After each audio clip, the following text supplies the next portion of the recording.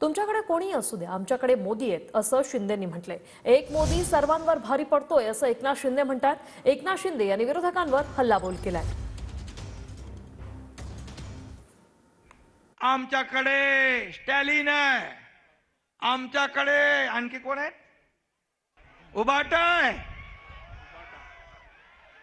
उठा बसा, हा? आणि आमच्याकडे केजरीवाल आहे.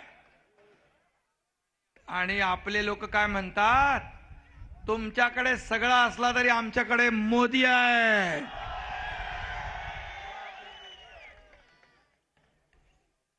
एक मोदी सब पे भारी पड़ रहा है ना. अब की बार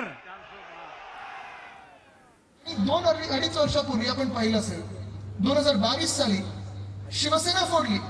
शिवसेना त्यांनी चोरायचा प्रयत्न केला, आपलं नाव चोरलं, आपलं चिन्ह चोरलं, सगळं जे काही होतं ते घेऊन जाण्याचा प्रयत्न केला. 40 गद्दारांना घेऊन गेले, अनेक खासदारांना गद्दारी करायला लावलं. सगळं केलं तरी तुम्हाला आज सांगतो मी, जनतेचं प्रेम उद्धव साहेबांवर आणि विश्वास जो आहे तो कायम आहे आणि तो अजून वाढत चाललेला आहे.